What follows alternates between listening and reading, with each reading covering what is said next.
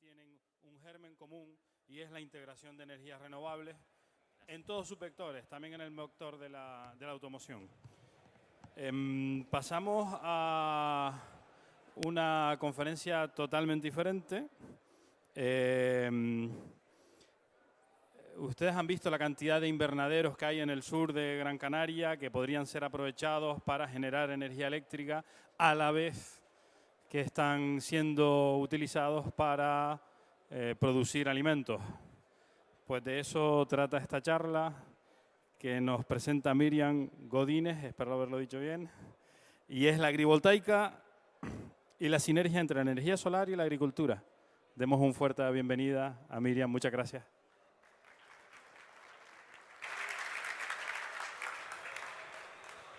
Hola. Bueno, pues muy buenas tardes.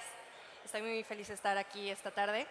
Y antes de comenzar de lleno, me gustaría preguntarles que levanten la mano, ¿quién ha escuchado ya el término agrivoltaica previamente? Okay. Muy bien, me alegra porque suena que la mayoría. Entonces, es no un concepto nuevo, pero sí en investigación aún. Y también primero me gustaría presentarme un poco. Mi nombre es Miriam Godínez, soy ingeniera biotecnóloga y me encuentro en este momento estudiando en Alemania, en la Universidad de Freiburg, energías renovables justamente. Y gracias a eso estoy trabajando también en el Instituto Fraunhofer ICE, que es uno de los institutos de energía solar más grandes e importantes en Europa. Por quienes no conocen a Fraunhofer ICE, les cuento un poquito de nosotros. Es un instituto especializado en el enfoque de eficiencia energética que pertenece a uno de los 27 institutos de Alemania enfocados en la ciencia aplicada. Estamos alrededor de más de 1.200 trabajadores y dentro de este instituto estudiamos distintos tipos de tecnología, incluida, por supuesto, la agrivoltaica.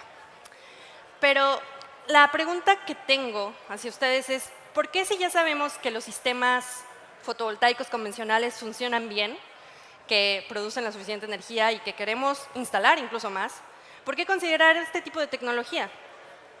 Bueno, la realidad es que como humanidad estamos en un momento crucial. Nos enfrentamos con muchísimos retos.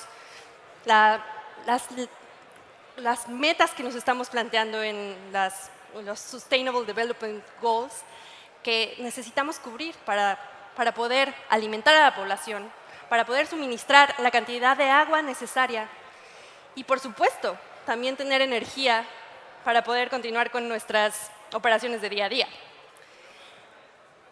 Más aún, tenemos un gran problema, porque cada vez somos más personas en el mundo y vamos a ser más. Se estima, y la ONU prevé, que vamos a ser más de alrededor de 9.8 millones para 2050. Y con esto, todos como humanos compartimos necesidades básicas y cruciales. Todos necesitamos tierra para cultivar nuestros alimentos. Necesitamos también tierra para producir energía y preferentemente de medios sustentables como la eólica o la fotovoltaica. Y por supuesto, está de más decirlo, necesitamos un techo donde vivir. Entonces, todas estas necesidades intrínsecas como humanos están compitiendo por el mismo recurso, la tierra. Y no solo eso, no solo compiten entre sí, sino también contra los recursos naturales y los ecosistemas de nuestro planeta.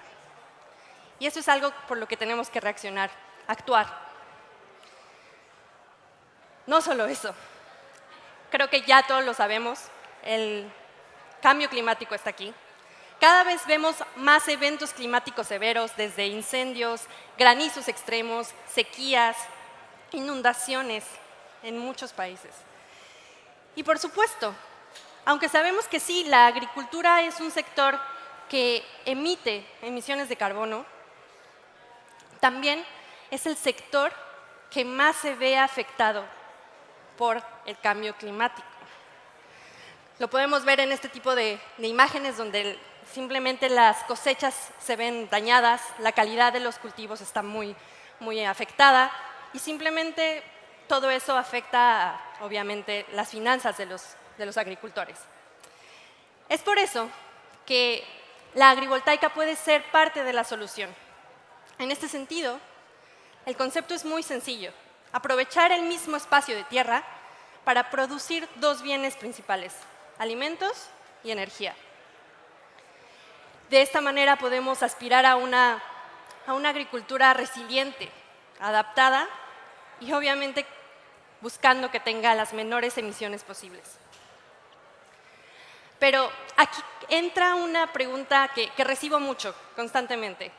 ¿Qué es agrivoltaica? Porque es suficiente con simplemente instalar unos cuantos paneles encima de una granja o dejar pasar animales y comer del pasto. ¿Qué es y qué no es? Y es ahí donde aún tenemos que definir y poner las reglas del juego mucho más claras. En Alemania, con el Instituto de Normalización Alemán, estuvimos trabajando por más de un año junto con algunos otros socios en el sector agrícola y fotovoltaico, y ahí estuvimos definiendo cuáles serían las reglas, cómo vemos a la agrivoltaica del futuro. Para eso desarrollamos esta normativa, esta preliminar norma, que de hecho ya la tenemos en 6 idiomas y obviamente está en español. Así que aquí está el link, pero más adelante, si lo necesitan y si quieren, se pueden acercar a mí o enviarme un correo y les puedo explicar cómo acceder a ella. ¿Y qué nos dice esta norma DIN-SPEC en agrivoltaica alemana? Básicamente define a la agrivoltaica como el uso combinado de la misma superficie de tierra para la producción agrícola como uso principal y la producción de energía fotovoltaica como uso secundario. Es decir, la prioridad siempre la va a tener la agricultura, al menos desde nuestra perspectiva. Entonces, dentro de DIN-SPEC podemos ver en nuestra clasificación de agrivoltaico hay distintos tipos de sistemas: el sistema cerrado y abierto. En sistemas cerrados podemos encontrar exactamente invernaderos, que son muy comunes y en España obviamente se necesitan y se ocupan mucho, y los sistemas abiertos, que es particularmente la zona o los tipos de sistemas en los que se enfoca esta norma. Hasta ahora no estamos incluyendo acuicultura ni animales en la norma, pero posteriormente podrá incluirse. Entonces, dentro de esta clasificación de sistemas tenemos la categoría número 1, que es conocida como elevados. ¿De acuerdo? Aquí entra la pregunta del millón. Si sombreamos a los cultivos, ¿cómo van a crecer? Las plantas necesitan naturalmente luz. Pues de eso se trata, de elevar lo suficiente para permitir las prácticas agrícolas, permitir la maquinaria necesaria para que no mermemos a las condiciones actuales de los agricultores, pero a su vez pensar en un diseño holístico que permite el paso de luz necesario. Es decir, pensar en otro tipo de módulos solares, con más transparencia, con otro tipo de tecnología. Sabemos que muchas veces las plantas no necesitan toda la luz. Entonces, ese excedente que no necesitan los organismos se puede ocupar para producir energía. Uno de los ejemplos más claros que tenemos y donde aprendimos muchísimo fue en este proyecto, APBR Sola, en Hegelbach. Este sistema está instalado en el sur de Alemania, muy cerca del lago Constanza. Y aquí estuvimos por más de 3 años estudiando los efectos que tenía un sistema de este tipo para los cultivos que estábamos creciendo. Entonces plantamos trigo, papa, apio, distintos tipos de plantas para ver cómo funcionaban. Y descubrimos cosas increíbles, realmente, bastante sorprendentes. Porque logramos ver que en muchas ocasiones el 80% del rendimiento de estos cultivos se alcanzaba respecto al área de referencia. Sí, obviamente hay una disminución porque es natural. La cantidad de luz no es la misma a la anterior. Sin embargo, también descubrimos algo muy interesante. En Okay. 2017, el rendimiento de las papas I think so. I bajó don't know. poco menos del And how 20%. do I speak? ¿Vale? Normally or Pero a bit en loud? 2018, I don't want to- Normally, ese fue but un this año is not normal. bastante This is especial. too Fue little, muy probably. cálido y también seco. No? Okay. Y ahí descubrimos Fine. que este tipo de sistemas Thank you. puede crear un microclima distinto y favorecer, I hope it incluso works. beneficiar Okay, la it's producción, fine. la producción And they agrícola. will translate, you En este mean? caso, se obtuvo un 11% más de rendimiento ese año en las patatas. Good.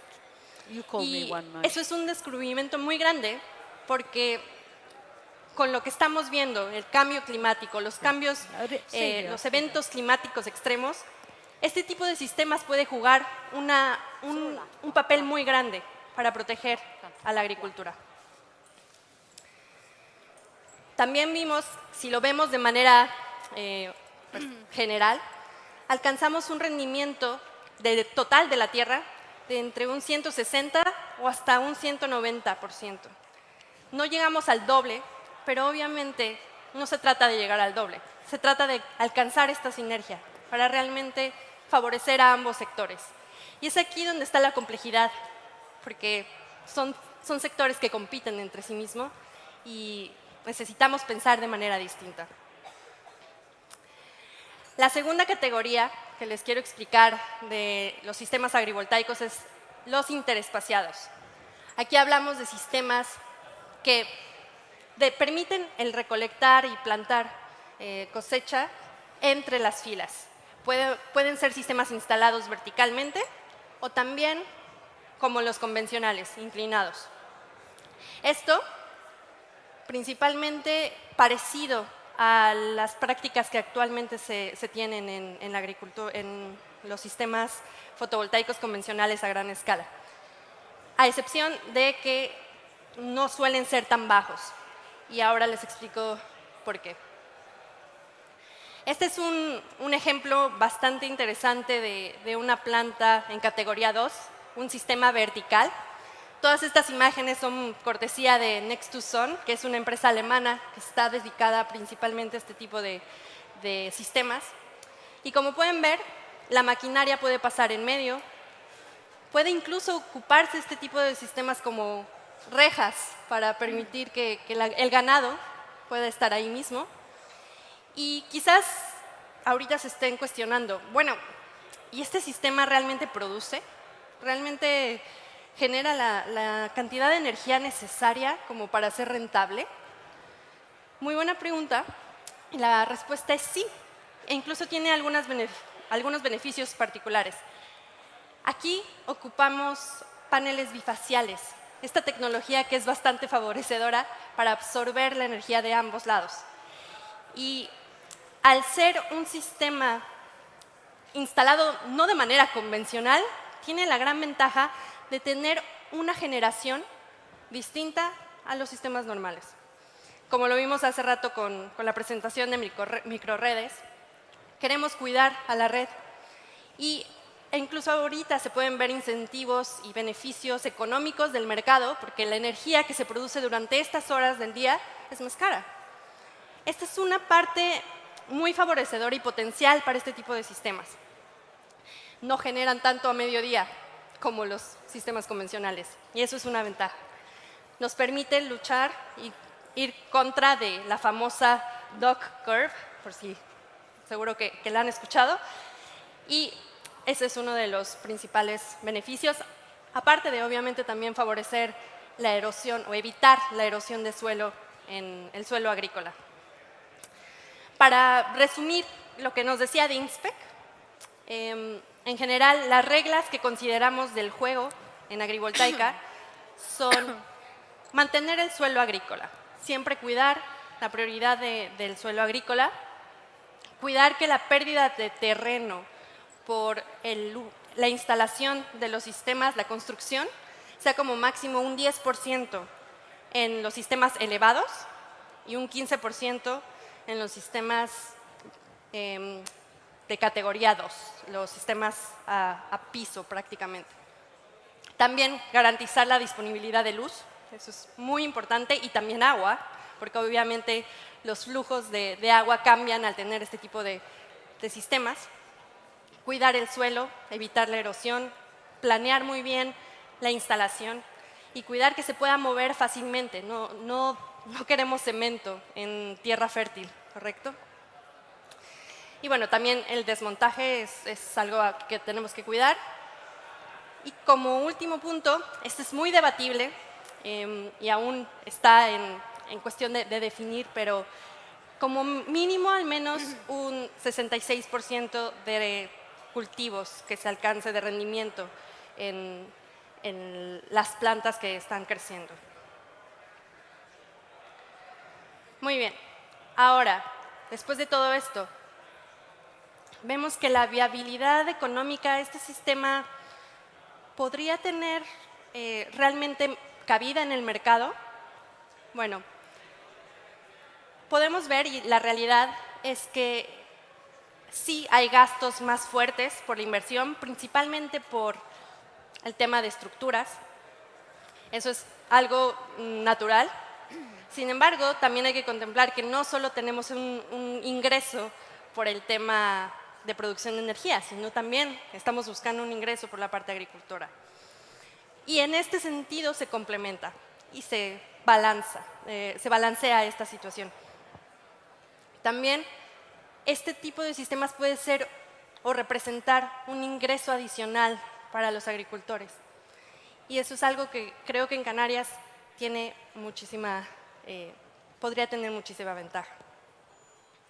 Ahora, ya después de escuchar todo esto, espero los haya convencido un poco, pero ¿por qué no vemos a la agrovoltaica en todas partes? Sí, olvidé mencionarlo, creo que estaba aquí. El costo de la agrivoltaica en realidad no es muchísimo más alto que un sistema fotovoltaico convencional, e incluso está un poco más bajo que la inversión que se hace en sistemas sobre techo convencionales, en casa. Entonces, es competitiva y aún así no la vemos todavía en todas partes, porque tenemos todavía retos. Está en una etapa aún de exploración, de crecimiento, y necesitamos apoyo en ello. Como desafíos para este tipo de tecnología, tenemos que no está previsto el doble uso de suelo todavía en el marco legal. Y eso es algo que se tiene que cambiar. Los tomadores de decisiones en los gobiernos tienen que voltear a ver este tipo de alternativas y tecnologías para cambiar el rumbo de estas tecnologías. También el debate del subsidio agrícola, al menos en la Unión Europea. Que no se pierdan los subsidios simplemente porque estamos produciendo energía. No queremos dañar al agricultor, al contrario, queremos que evolucione, que sea mejor. Y obviamente la parte de inversión. Necesitamos tener un boost económico aquí, saber más cómo reaccionan los cultivos, entender en qué zonas conviene algo o no, el tipo de diseño, y esto es muy particular de acuerdo a dónde estamos instalando y las condiciones climáticas, políticas y sociales de donde estemos planeando desarrollar este tipo de sistemas. Algo importante también es que estos sistemas, por lo regular, tienen bastante éxito en zonas o países donde no hay tanta disponibilidad de tierra y que tienen una buena cantidad de recursos o actividad agrícola. Ahora, en esto también ha ido avanzando, hay buenas noticias. En el mundo ya hay más de 14 gigawatts peak de agrivoltaica y tenemos a China poniendo el ejemplo a la cabecera con la mayor capacidad instalada, tenemos Japón y Francia que lo está haciendo también muy bien, principalmente dándole un enfoque a los viñedos para su buen vino francés. Porque claro, también eso lo está viendo Francia. Hay bastantes eventos climáticos que incluso están dañando sus propios viñedos. Bueno, entonces, desde mi perspectiva, ¿qué veo para el archipiélago precioso de Canarias?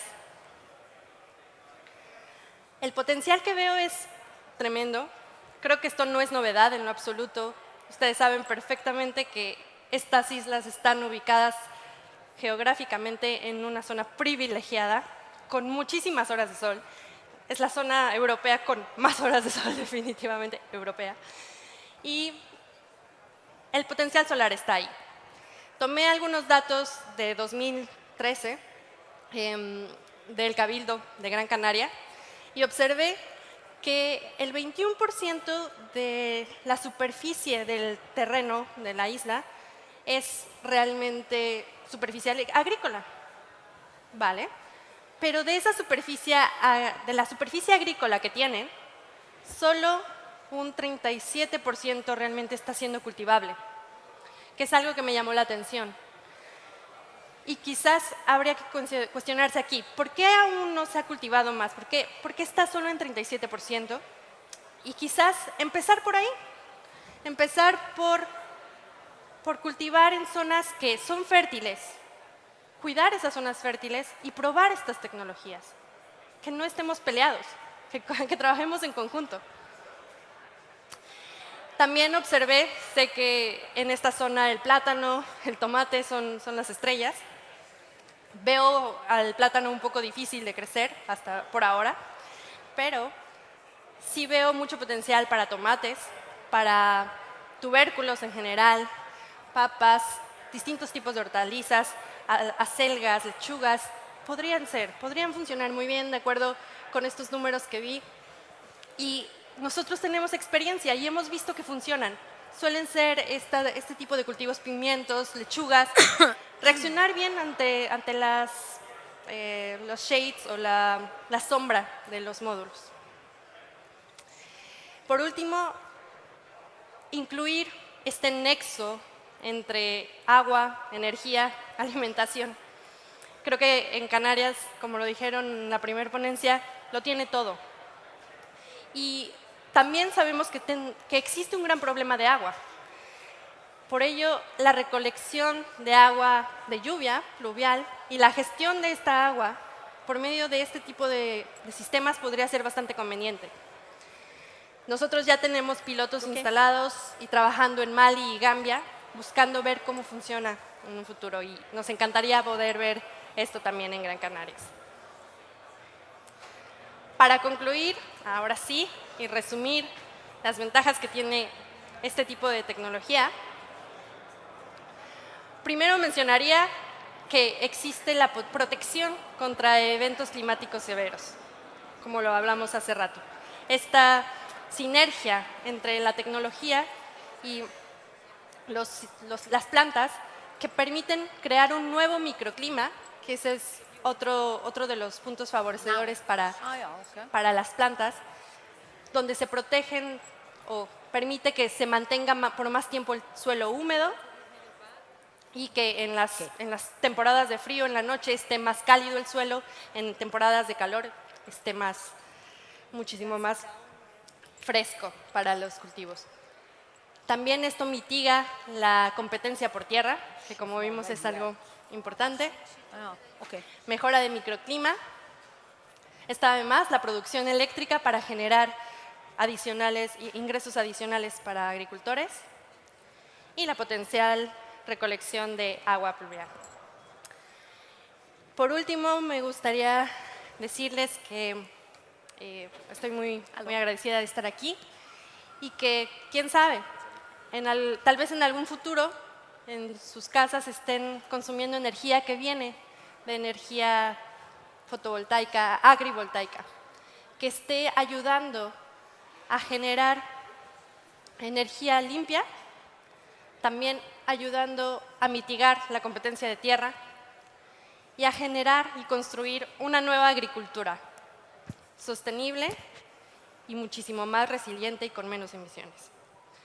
Eso es todo de mi parte y muchas gracias.